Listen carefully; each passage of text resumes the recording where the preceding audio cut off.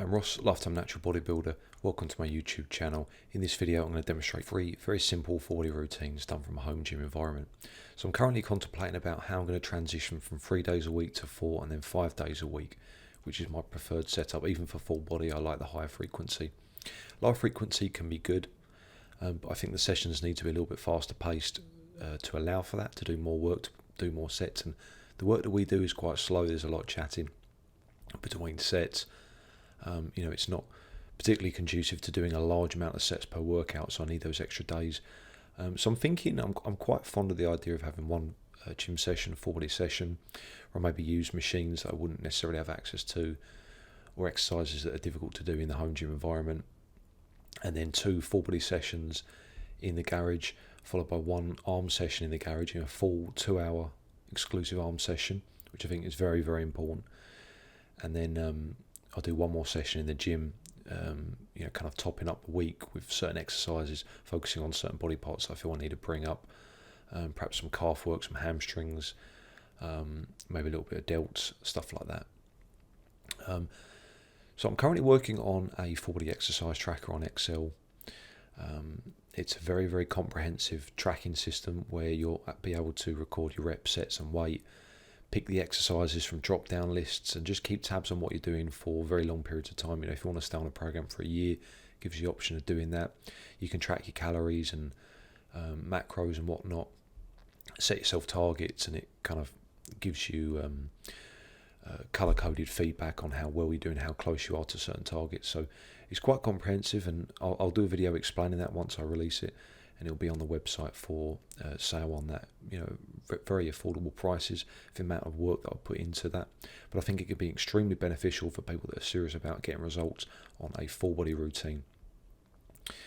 So in regard to this training session, or this week of training rather, very, very simple. 3 sessions. The first session, only 3 exercises: overhead press, squat, and a barbell row. Very, very simple, just looking to add weight each week that we train. Some of the exercises we really do vary quite a bit in terms of what we're doing, and some of them are more constant. They're staples that we don't really change that much. One of them being at the moment bench press, and squat, and some form of pull down. But a lot of the other stuff, and stiff leg deadlifts, a lot of the other stuff is kind of varied. So moving on to day 2, utilising these kettlebells here for the overhead press. Now, for anyone that hasn't done kettlebell single arm pressing or double arm pressing, I think you're really missing out. The benefit of doing it with kettlebells over a dumbbell is the increased range of motion. You can see here how low the movement is started from, the position. It's a lot lower than if you're using a dumbbell. The dumbbell would hit the shoulder before you get anywhere near that kind of depth. So I think it's a nice tool to use for overhead pressing. Then doing some arm supersets for the end of day 2. Cable curls. From this position, it's quite cool because there's still a lot more tension at the top than if you're doing it from a standing position, especially with a bar. So it works quite nicely. And then finishing that off with some rope extensions, again using the cable. The positive about the cable is that you can keep the tension on the movement for longer. You can kind of feel it even at the lockout. It just feels different. It feels, in terms of just a pure pump, you're going to get a lot better feedback from cable work. I'm not necessarily saying it's better, but sometimes the feedback in terms of volume of blood in the area that you're training can sometimes be a little bit better. Just make sure that you're really trying to force the arms out on those rope extensions, and try not to let the hands touch at the bottom. Really try and keep those handles separate, and it will be a lot more efficient for the triceps. So day 3, starting off with one of the staples, as I mentioned, stiff leg deadlifts. And we varied between 3 different types of stiff leg deadlifts. We started with Romanian deadlifts, worked up to about 175 for 8. Then deficit Romanian deadlifts from 2 plates. Worked up again to about the same. So I know my strength improved. If I can match the deficit strength to regular strength, 3 months later, then I've got stronger. And then we moved back down to regular barbell stiff leg deadlifts from a dead start. Kind of difficult because you're having to break inertia from each rep, but pretty good for the hamstrings. And then we moved on to some single cable row, and you can see by the movement I'm really trying to exaggerate the stretch I think it's very important when you're training back to move as much as you can, try to generate as much range of motion as possible.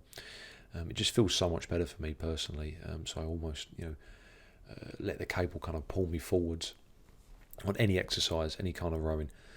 Then we moved on to incline press, just one set on that, max reps. I think I got about 14, so it's time to take the weight up on that, followed by some cable laterals. And this is another exercise that, as I said before with the extensions, feel it a little bit more in the delts than dumbbells. It's just a little bit more specific to the side delt. It can be very painful, very spiteful, but a really good exercise. Thoroughly recommend it. You could do maybe a few weeks dumbbell work, a few weeks cable work. So that exercise there was donkey raises for calves. Very old school exercise, really quick and easy to set up. You don't have to faff about with weights. You just get your training partner, put them on your back, and then you can even do double or single legs. For me, my calves are stronger than my training partner, so I do single legs up to about 10-12 reps, and he does double, and it works pretty efficiently. And then finishing off this session with some arm supersets again, strict curl, with a few cheat reps at the end to once again increase the intensity to push past that point of failure that you would otherwise reach if you're doing strict only reps, and then some bar push down, heavy bar push downs to finish. So thanks for watching the video, guys. If you did enjoy it, then please give it a thumbs up. Subscribe to see more. Check out all the links in the description box below for more info, including my website. Stay strong.